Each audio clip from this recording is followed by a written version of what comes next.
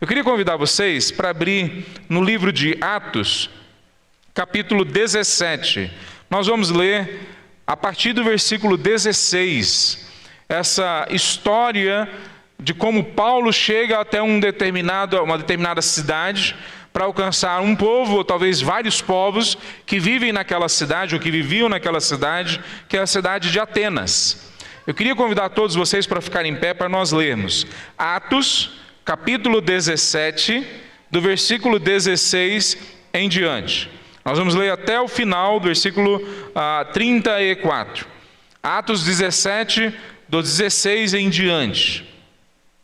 Na minha Bíblia está na página 1288. Eu não sei se ajuda você. Tá?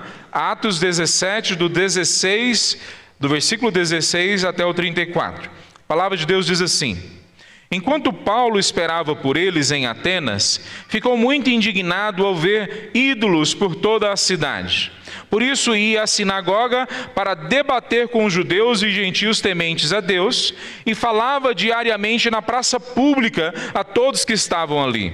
Paulo também debateu com alguns dos filósofos epicureus e estoicos. Quando lhes falou de Jesus e da ressurreição, eles perguntaram: o que esse tagarela está querendo dizer? Outros disseram: parece estar falando de deuses estrangeiros. Então levaram Paulo ao conselho da cidade e disseram: pode nos dizer que novo ensino é esse? Você diz coisas um tanto estranhas e queremos saber o que significam. Convém explicar que os atenienses, bem como os estrangeiros que viviam em Atenas, pareciam não fazer outra coisa senão discutir as últimas novidades. Então Paulo se levantou diante do conselho e assim se dirigiu a seus membros: homens de Atenas, vejo que em todos os aspectos vocês são muito religiosos, pois enquanto andava pela cidade, reparei em seus diversos altares. Um deles trazia a seguinte inscrição: ao Deus desconhecido. Esse Deus que vocês adoram sem conhecer é exatamente aquele de que lhes falo. Ele é o Deus que fez o mundo e tudo que nele há. Uma vez que é Senhor dos céus e da terra, não habita em templos feitos por mãos de homens e não é servido por mãos humanas, pois não necessita de coisa alguma.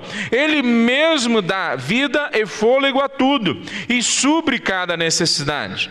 De um só homem, ele criou todas as nações, tendo-se decidido de antemão onde se estabeleceriam e por quanto tempo. Seu propósito era que as nações buscassem a Deus e, tateando, talvez viessem encontrá-la, embora não estivesse longe de nenhum de nós, pois nele vivemos, nos movemos e existimos, como disseram alguns dos seus próprios poetas, somos descendência dele. E por isso ser verdade, não devemos imaginar Deus como um ídolo de ouro, prata ou pedra, projetado por artesãos. No passado, Deus não levou em conta a ignorância das pessoas acerca dessas coisas, mas agora Ele ordena que todos em todo lugar se arrependam, pois Ele estabeleceu um dia para julgar o mundo com justiça por meio do homem que Ele designou e mostrou a todos quem é esse homem ao ressuscitá-lo dos mortos. Quando ouviram Paulo falar da ressurreição dos mortos, alguns riram com desprezo. Outros, porém, disseram: queremos ouvir mais sobre isso em outra ocasião. Então Paulo se retirou do conselho, mas alguns se juntaram a ele e creram. Entre eles estava o Dionísio, membro do conselho, uma mulher chamada Dâmaris e alguns outros. Vamos orar, meus irmãos? Senhor Deus, a Tua palavra foi lida e nós clamamos agora que o Senhor venha aplicá-la aos nossos corações. Não permita que nenhum demônio, nada venha tirar a nossa atenção da Tua palavra e que ela produza em nós aquilo que o Senhor desejar. Em nome de Jesus. Amém. Poder sentar, meus irmãos. Missões, representarmos o reino de Deus no mundo dos homens. Esse é o título do nosso sermão. Ao vácuo de propósito em nosso tempo, o vácuo de missão, o vácuo de sentido em nosso tempo, tem causado em nós alguns problemas. Primeiro, a gente não sabe mais quem nós somos. E segundo, nós nos dedicamos a fazer coisas que não tem nada a ver com uma produção de maturidade, de vida de verdade. E quando a gente olha isso dentro da igreja, a gente vê que tem surgido dentro de nós propostas que tentam se colocar como missão, como propósito, como objetivo da igreja, mas que vão contra o que o evangelho que é apresentado na palavra de Deus. Quando a gente olha esse texto, ele está falando para nós bem claramente qual que é o propósito de Deus ao nos criar e dar uma identidade para nós e uma direção. Quando a gente olha, por exemplo, em Gênesis, que é a primeira vez que fala do nosso propósito, Gênesis 1, 28, é dito que nós somos criados e Deus nos dá claramente uma função de representá-lo diante da sociedade. Depois do Novo Testamento, Paulo trabalha essa função de representar a Deus de uma forma mais bem descrita ainda. Em 1 Coríntios capítulo 3, ele fala que nós somos cooperadores de Deus na missão dele. Nós não temos uma missão separada da dele, mas nós somos cooperadores do que ele está fazendo. Como lá em Gênesis 1 tinha sido dito, que nós temos a função de representá-lo diante da sociedade. Em 2 Coríntios 5, 20, é onde os embaixadores do rei tiram o seu lema, é dito que nós somos embaixadores por Cristo. Não só os meninos da igreja, mas todos nós somos embaixadores por Cristo. Nós somos embaixadores de outro reino, de outra realidade, de um outro país. Assim como nós vamos lá na L2 Sul e vemos as embaixadas, nós temos que agora entender a igreja local como a embaixada de uma outra realidade. Nós não somos aqui uma experiência religiosa como outras experiências religiosas. Nós não temos a proposta de criar rituais como os homens têm necessidade de criar em outras religiões. Nós somos uma comunidade representativa do reino e da mensagem de Deus. Essa é a nossa função. Então, quando Paulo traz para a gente, ou quando é apresentado por Lucas, que é o autor do livro de Atos, essa tarefa na vida de Paulo, nós temos um excelente estudo de caso. Como é que nós olhamos a palavra de Deus apresentando a missão que ele entregou para a gente? Então, quando nós olhamos aqui, nós vemos missões na prática. O que é essa missão? Será que só alguns de nós somos designados para essa missão? Será que essa missão nós podemos fazer em alguns momentos, mas não em outros? Será essa missão somente uma área da igreja, mas não toda a igreja?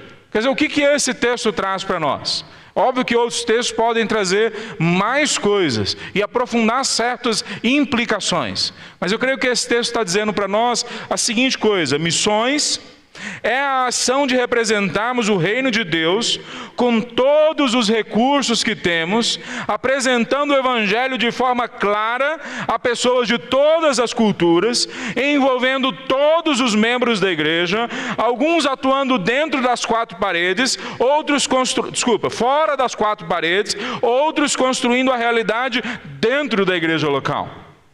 Deixa eu falar de novo. Missões, essa ação de representarmos o reino de Deus, apresentando o evangelho de forma clara a pessoas de todas as culturas, sendo que alguns de nós, todos nós vamos estar envolvidos, mas alguns dentro da realidade da igreja local, outros fora dos quatro paredes da igreja local.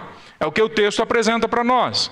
Então, se não, vejamos alguns argumentos no texto que nos apresenta essa realidade. Primeiro, missões é a ação de representarmos o reino de Deus diante do mundo dos homens com todo o recurso que temos.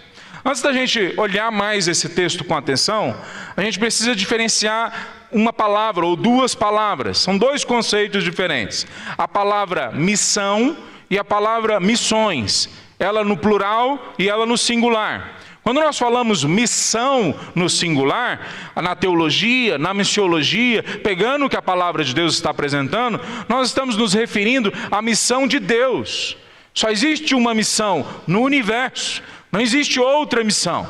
Não existe a missão da igreja dos irmãos e a igreja que eu pastorei em Goiânia. Só existe uma missão. A missão de Deus, de buscar e salvar o perdido, de restaurar a nossa identidade, de formar Cristo em nós. Essa missão tem várias implicações. Ela pode ser aplicada e vivenciada de formas diferentes, em contextos diferentes, mas é uma única missão.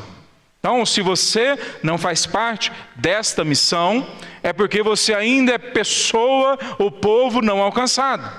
Quer dizer, não existe cristão que esteja fora dessa missão de buscar e salvar o perdido. Então, se você não faz parte dessa missão, ou não se vê fazendo parte dela, é porque provavelmente você não foi alcançado pela graça, ou você ainda está muito imaturo na fé. Agora, quando nós falamos a palavra missões no plural, nós estamos falando sobre uma área da igreja. Nós temos o louvor, nós temos o pastorado, nós temos os diáconos, nós temos a escola bíblica, nós temos pequenos grupos, nós temos várias áreas na igreja. E nós temos missões. Alguns de nós vão ser separados por Deus para missões. Alguns vão ser separados para serem médicos, para serem professores, para serem pastores. Alguns de nós vão ser separados para irmos, outros para ficarmos. Isso fica claro na palavra de Deus. No entanto, mesmo quando a gente fala de missões, no plural, ela também tem uma ligação clara com a missão de Deus. Então todos nós, em alguma medida, temos que estar envolvidos. E quando a gente olha, então, esse texto, ele está falando, em primeiro lugar, num primeiro momento, de missões. É o apóstolo Paulo, que no capítulo 11, foi trazido por Barnabé para trabalhar com ele junto numa igreja, a igreja batista de Antioquia. Desculpa, não era batista ainda, né? Na igreja de Antioquia. E Paulo, naquele ambiente, junto com Barnabé, vê um crescimento grande, não só numérico, mas de maturidade. Aquela igreja cresce, em algum momento o Espírito fala com a igreja, e a igreja entende junto com o Espírito que tem que selecionar os seus 2 melhores líderes e enviá-los para missões. Eles não selecionam os jovens, eles não selecionam aqueles que ainda estão se preparando. Eles selecionam Paulo e Barnabé, os 2 melhores líderes, porque o Espírito assim os orienta. E Paulo e Barnabé são enviados para o processo missionário, plantação de igrejas. E quando nós olhamos agora esse texto, anos depois, Paulo chega nessa cidade e ele realiza aqui um conjunto de ações. Veja, quando nós olhamos, Paulo, já no primeiro dia, ele vê no versículo 16 ídolos por toda a cidade. E ao ver esses ídolos, ele vai até e fica indignado com esses ídolos e começa a debater na sinagoga, que era o ambiente do povo de Deus, que era o ambiente do povo de Israel, e na praça pública. O primeiro movimento que ele faz é um movimento que nós chamamos na antropologia missionária de fenomenologia da religião.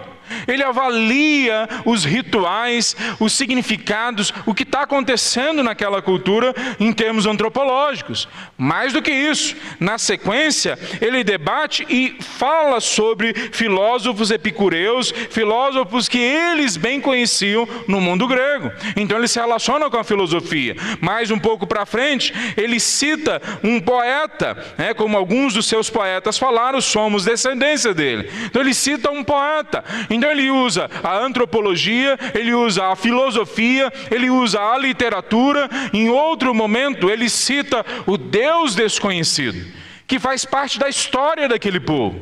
Séculos antes, houve uma grande seca.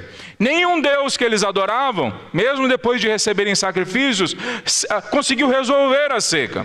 Mas em algum momento, eles caem a ficha e prestam atenção. Deve haver um Deus, acima de todos esses deuses, que ele tem o poder para parar, porque nenhum deles conseguiu. E eles erguem um altar ao Deus desconhecido, pois Paulo conhece a história, e ele sabe que esse Deus desconhecido é o que cura a terra deles e traz chuva, e eles então adoram esse Deus desconhecido sem saber quem ele é. E agora Paulo então cita a história. Então ele usa a antropologia, a filosofia, a literatura, a história, e agora ele faz teologia. ele explica que esse Deus é o Jeová, é Jesus de Nazaré, e que ele se afastou de nós porque nós fomos contra ele. Então ele cria toda essa história teológica e ele termina apresentando para eles claramente o plano de salvação. Veja, na medida que Paulo vai fazendo isso, as pessoas começam a se interessar pelo debate e levam ele para o Areópago. Areópago era o local onde a academia e o mercado se encontravam. Os líderes daquele local, eles cuidavam ao mesmo tempo da filosofia, das novidades, como também do mercado. O mercado não era a internet, o mercado não era a indústria como temos hoje. O mercado era a praça pública. E para esse local que Paulo vai e ele debate com eles. Veja, discutir novidades numa cidade globalizada como Atenas do primeiro século, obviamente que globalização como lá houve. A primeira globalização da história foi no primeiro século. Estradas foram construídas pelo Império Romano que levavam tudo a todos os locais. E essa cidade é o centro intelectual, ou um dos centros intelectuais do Império. Nesse momento, quando você discute novidades, você está ao mesmo tempo lidando com sofisticação.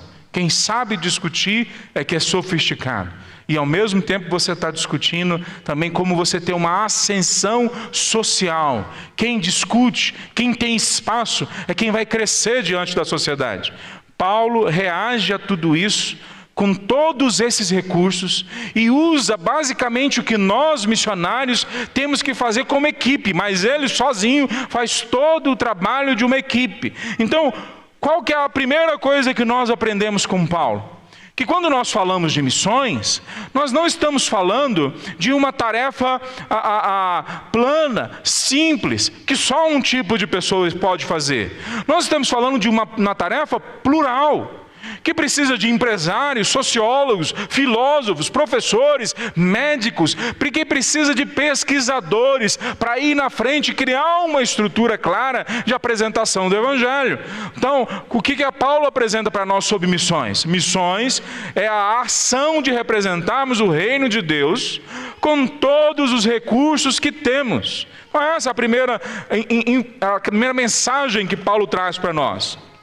Segundo que nós vemos nesse texto, no exemplo, no estudo de caso de Paulo, é que ele faz esse esforço para apresentar o Evangelho de forma clara a pessoas de todas as culturas, chamando todos ao arrependimento e à novidade de vida. Veja, muitas propostas têm surgido no campo missionário. Talvez vocês tenham visto algumas. Vamos começar um trabalho missionário com esporte. Vamos começar um trabalho missionário com saúde. Vamos começar um trabalho missionário com ações sociais. Vamos começar um trabalho missionário com negócios. Veja, tudo isso pode ser útil para o reino de Deus, mas também todas essas estratégias podem ser uma forma de distrairmos, de levarmos a nossa atenção para um outro lado diferente da proposta central do Evangelho. A proposta central do Evangelho é evangelizarmos, discipularmos as pessoas que ainda não conhecem a Cristo Jesus. E a forma como a igreja do Novo Testamento entende que a gente tem que fazer isso foi plantando igrejas. Veja, o processo de plantar igrejas é central na ação missionária do Novo Testamento. Paulo era um empresário. Ele era um fazedor de tendas, ele não era pobre.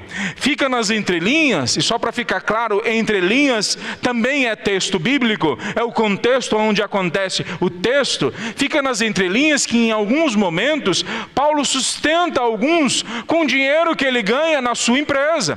Se você ler depois do capítulo 18, você vê que ele encontra Áquila e Priscila e começa um negócio, ou se envolvem no negócio junto para bancar o processo missionário que eles mesmos estão envolvidos. Isso continua em outros momentos e durante a história.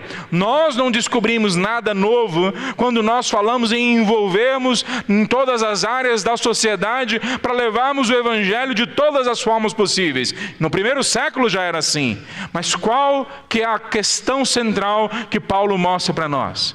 Ele pode usar a filosofia, ele pode usar a literatura, ele pode usar a história, ele pode usar negócios, mas o centro para onde caminha tudo que ele faz, é evangelizar pessoas, discipular pessoas e ajuntar essas pessoas na igreja local. Veja, essa é a ação que nós vemos o tempo todo. Então, diante disso, nós vemos uma história que muitas vezes nós nos perdemos no campo e na igreja que envia. Anos atrás eu estava começando a segunda agência missionária na Ásia, com um grupo de missionários da terra. E a polícia ficou sabendo e estava vindo para acabar com a reunião. Nós estávamos ali, nós ficamos sabendo que a polícia sabia, porque alguém veio na frente e avisou: a polícia está vindo. E a gente teve que sair correndo, não todos, mas eu principalmente como estrangeiro, tive que sair correndo. Alguns líderes que estavam mais temerosos, e no caminho para o carro, no estacionamento, o pastor de uma igreja com 2.000 membros, chegou até mim e falou: olha, todos eles estão com medo, mas eu não estou com medo. A direção que você mostrar, nós vamos seguir. E eu fiquei impactado pelo que ele disse naquele momento e disse para ele: eu sei qual é a direção. A direção são os povos não alcançados. A direção é pregar o evangelho para as 500 etnias da China que não conhecem o evangelho. É pregar para aqueles que estão isolados, que nunca ouviram o evangelho. E assim nós criamos a terceira agência missionária, via com aquele grupo de pessoas. Veja, talvez aquele momento fosse um momento como vários outros, da gente colocar outras estratégias, outros objetivos, outros medos diante de nós. Mas pela graça de Deus nós conseguimos entender naquele momento que o grande alvo, com todo o contexto em volta de nós, era corrermos atrás da plantação da igreja. Quando nós olhamos para Paulo, o jeito como ele apresenta toda a verdade que ele está pregando ali, sendo cuidadoso com a cultura, sendo cuidadoso com aquelas pessoas. Ele não entra com 2 pés no peito ou arrebentando tudo com a cultura deles. Ele entra se relacionando com aquilo que eles são, com aquilo que eles têm, como que eles chegaram ali. Mas ele não entra dizendo que essa é tudo que tem para eles. Ele entra dizendo: precisa mudar. A mensagem que ele apresenta é clara: o Deus que vocês adoram, desconhecido para vocês, é o Deus que criou os céus e a terra. É o Deus que lá atrás nós todos nos afastamos, e agora todos nós temos que voltar para Ele. Vai vir um julgamento, e é necessário hoje o arrependimento, para que vocês voltem a ter relacionamento com Ele e sejam salvos, porque Ele morreu na cruz por nós e ressuscitou, e por isso todos podemos ter esperança. Talvez essa mensagem possa parecer para nós hoje uma mensagem absurda da ressurreição. Talvez não você, mas talvez a pessoa que está do seu lado. E aí a gente pode pensar: no primeiro século era diferente. No primeiro século as pessoas não tinham ciência, eles não tinham a filosofia que nós temos. Lá era mais fácil acreditar em ressurreição. Mas o fato é que no primeiro século, no 5º século, 3.000 anos atrás, nunca a ressurreição foi uma coisa fácil para as pessoas acreditarem. Nunca. No primeiro século nós tínhamos uma filosofia que até hoje nós somos dependentes dela para criar os nossos processos dentro das universidades. Era bastante sofisticado o pensamento deles. E eles rejeitam a palavra de Paulo. Mas veja, não importa a rejeição, não importa o que poderia se colocar como obstáculo para o apóstolo Paulo. Mesmo depois de apresentar com erudição e eloquência todo o conhecimento que ele tinha, ele termina numa mensagem simples e clara do Evangelho: Jesus Cristo é o único mediador entre Deus e os homens. Nós precisamos voltar para essa simplicidade. Todos os instrumentos de pesquisa, de estudo, de avaliação são importantes e são úteis no campo.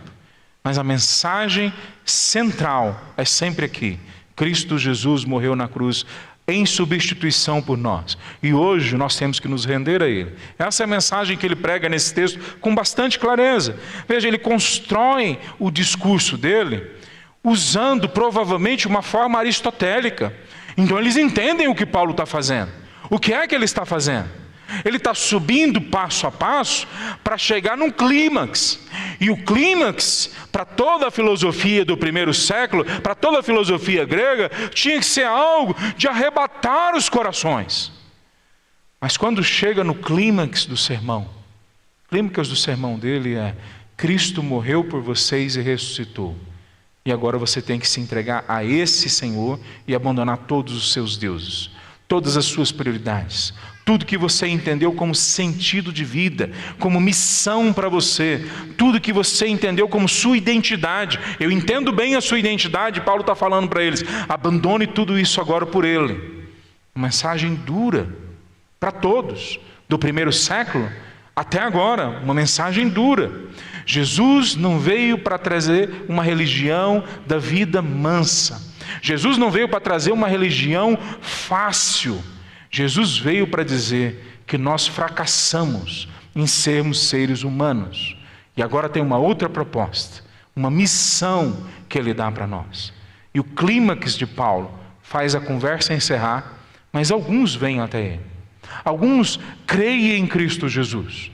Contra toda a lógica daquele ambiente, creem em Cristo Jesus. E aí vem o terceiro ponto que nós vemos nesse texto, que essa missão envolve todos os membros da igreja, alguns atuando fora das quatro paredes como Paulo, alguns construindo a realidade dentro da igreja local. Paulo é representado nessa história que lemos como sozinho, mas de forma alguma ele trabalha sozinho. Ele está esperando a equipe dele chegar. Paulo trabalhou com várias pessoas, mais de 50. E como é que ele constrói esse grupo de cooperadores? Ele vai visitando igrejas e vai plantando igrejas. E nesse tempo ele vai descobrindo líderes aqui e ali que são preparados, discipulados, acompanhados por essas igrejas. E vai atraindo algumas dessas pessoas para trabalharem fora das quatro paredes. Mas aí nós vemos a importância, desde o capítulo 11 nós vemos isso, da igreja sendo dispersa e levando consigo todas as suas habilidades que tem na área profissional, habilidades na área de aconselhamento, habilidade na área de pregação. Eles vão levando isso e construindo comunidades, onde cada uma dessas igrejas locais vão construindo pessoas.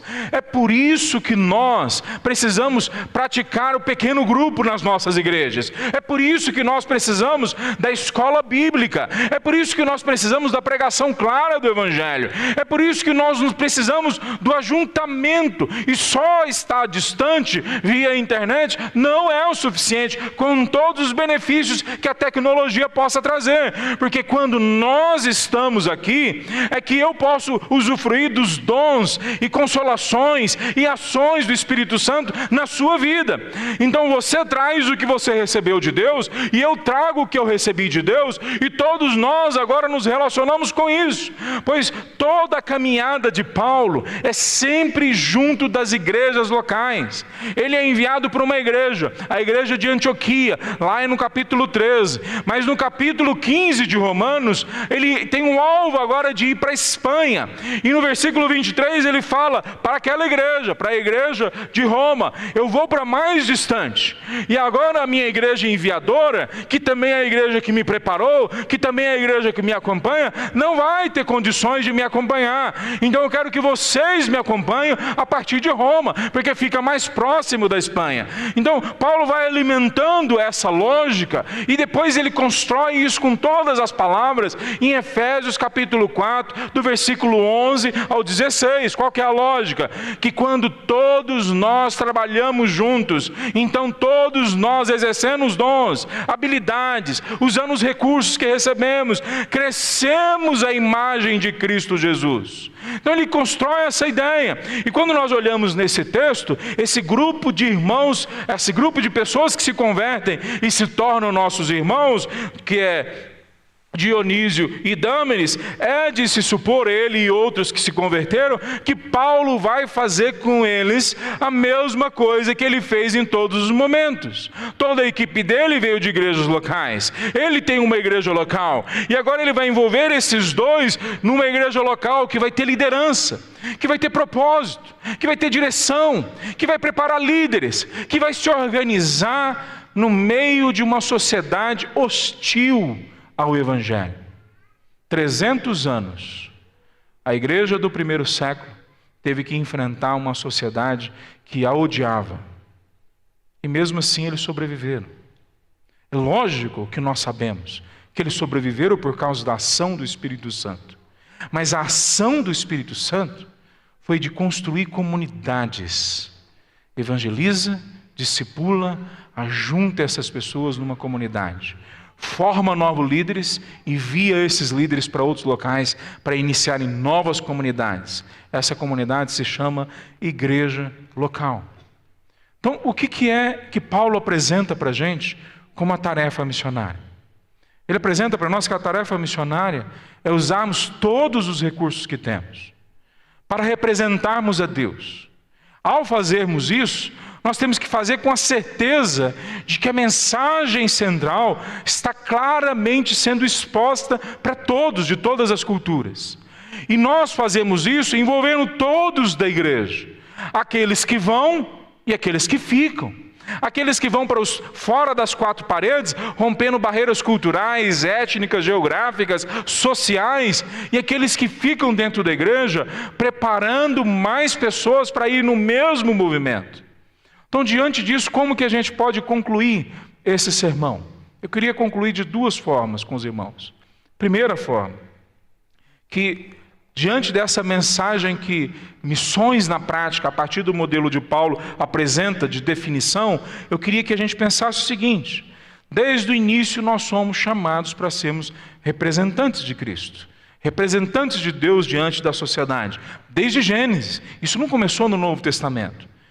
Qual então é o seu papel? Qual então é a sua entrega? Será que você tem se entregado de forma intensa pela verdade que Cristo morreu na cruz, e agora pela verdade que você deveria morrer, que a sua vida agora pertence a Ele? Será que isso tem sido realidade na sua vida? Isso não é só uma mensagem acerca do que nós temos que fazer para os outros. Isso é fundamentalmente uma mensagem acerca do que nós temos que fazer para a gente. Se você não tiver clareza da sua missão na vida, você vai se tornar uma pessoa facilmente enganada. Você vai se tornar uma pessoa facilmente que se desespera com a falta de sentido e de razão e de objetivos. A missão de Deus, que Ele nos chama para sermos cooperadores, traz para a nossa agenda e para a nossa rotina direção, estabilidade, identidade. Então, o que você está esperando? Se lance na missão de Deus. Se envolva com missões, indo, orando, investindo financeiramente, colocando à disposição seus recursos, seus contatos, sua expertise. Coloque à disposição o seu Instagram, coloque à disposição um tempo seu na agenda durante a semana, e acima de tudo, coloca-se diante de Deus e clama a Ele: Senhor, me ensina o meu lugar no reino. Sobre isso que o texto está falando. Não é só sobre a missão de Paulo, não é só sobre os não alcançados, é sobre você, a missão que Deus tem para você. Segunda coisa que eu queria concluir esse texto é que você tem que se perguntar, nós temos que nos perguntar, quais pessoas, organizações, projetos, missionários nós temos prestado atenção, orado por eles, gastado nosso tempo com eles. Quer dizer, agora não a respeito de mim, mas deles. Quem são as pessoas que você identifica na sua comunidade local e no reino de Deus mais amplo, nas agências missionárias, em projetos que Deus colocou diante de você, para você orar, contribuir e visitar? Uma das grandes necessidades que nós temos é que a igreja pare de tratar os missionários como coitadinhos. Grande parte dos missionários transculturais são muito mais capazes do que vocês que estão aqui hoje. Grande parte dos missionários transculturais que eu conheci são muito mais capazes do que as pessoas que passam em concursos públicos aqui em Brasília. Nós não estamos então comparando, ou não devemos ir nessa direção de comparar quem é mais capaz e quem não é capaz. O grande foco é: se Cristo vai voltar, e se a mensagem de Mateus 24:14 é que Ele vai voltar quando todos os povos ouvirem, por que você vai guardar dinheiro no banco? Porque você vai esconder os seus recursos, porque você vai separar o seu tempo para outras coisas que não sejam aquelas que fazem o reino de Deus crescer.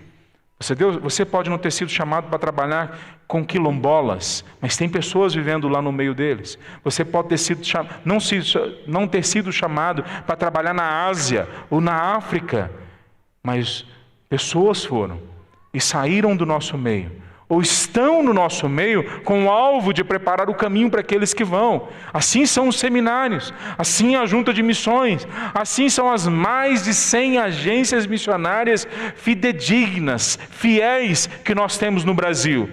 Então, o que você está esperando para adotar missionários e gastar tempo com aquilo que vale a pena, aquilo que vai ficar para a eternidade? Vidas que vão ser alcançadas pelo nome de Cristo Jesus para a salvação. Então, invista a sua vida em missões. Você vai achar um sentido para a sua vida mais claro do que você nunca teve. E você vai achar uma forma de fazer parte do trabalho, do ministério, daquilo que Deus está construindo no mundo, através da vida daquelas pessoas que você vai sustentar. Eu queria terminar hoje essa palavra fazendo uma oração. E eu não sei quantos de vocês sabem disso, mas hoje é o DIP, Dia da Igreja Perseguida. 360 milhões de cristãos estão sendo perseguidos, muitos deles mortos por causa do Evangelho. Enquanto nós estamos aqui reunidos, algumas dezenas, talvez centenas de irmãos nossos morreram por causa do Evangelho. Enquanto estamos aqui. Na última Assembleia da Aliança Batista Mundial, os africanos, vários países da África, foram colocados para orar num determinado galpão, os latino-americanos em outros, os norte-americanos em outros, os europeus em outros, mas no galpão que estavam, os africanos de vários países, um líder nigeriano, um pastor nigeriano foi à frente e colocou um vídeo. E no vídeo que ele colocou, um irmão nosso em Cristo Jesus, que um missionário que nós tentamos o conheceu, Kleber Balaniuk, um irmão nosso que contou a história, mostrou no vídeo, né? Um irmão nosso que estava numa vila onde tinham muçulmanos, recebeu um grupo de terroristas e foi dada a opção para ele negar a Cristo Jesus e começar a ensinar o Alcorão para aquelas crianças. Isso sendo mostrado no vídeo.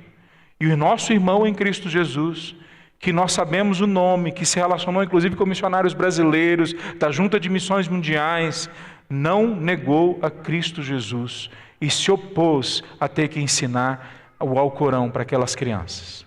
No vídeo, colocaram ele ajoelhado, mandaram ele abaixar a cabeça e cortaram o pescoço dele fora na frente das crianças. Os nossos irmãos africanos, conta o que aconteceu na Aliança Batista, todos eles começaram a chorar. Alguns ficaram desesperados com o vídeo e gritavam, para o vídeo, e o pastor não parou, deixou ir até o final o vídeo dos nossos irmãos. Agora, na última Assembleia da Aliança Batista Mundial. E no final aquele pastor falou, olha, essa é a nossa realidade. A Nigéria é um dos países mais alcançados pelo Evangelho, mas no sul, no norte, tem grupos terroristas acabando com os nossos irmãos. E hoje, igrejas no mundo inteiro estão orando pela igreja perseguida. Eu queria que a gente terminasse orando por eles. Vamos orar, meus irmãos? Vamos ficar em pé. Santo Deus, nós nos colocamos diante de Ti agora, ó Pai. E nós clamamos, ó Pai, que o Senhor venha trazer todos os recursos necessários, todo o consolo necessário para os nossos irmãos que estão agora sofrendo perseguição. Na China, na Índia, na Coreia do Norte, no oeste da África. Ó Pai, nós clamamos, vem agora, ó Pai, trazer alívio, mas acima de tudo, venha trazer coragem àqueles irmãos. Venha levantá-los, ó Pai, firmes ali, defendendo o Evangelho com a vida deles. E traga a alegria indizível, a paz que excede todo entendimento para aqueles nossos irmãos. Deus, converte também os nossos corações. Nós que somos cristãos em locais que não há perseguição. Que o Senhor possa nos ajudar, ó Deus, a sentir a dor dos nossos irmãos e a nos comprometermos com a chegada do reino em locais onde o Evangelho ainda não foi pregado. Louvado seja o Teu nome, ó Pai, por essa igreja que tem investido em missões. Abençoa cada família, cada pessoa E, Pai, desperta ainda mais pessoas desta igreja, em volta dessa igreja, para investir em missões, em projetos missionários, em missionários, em ações aqui e mais distante. Em nome de Jesus que nós oramos. Amém, Senhor.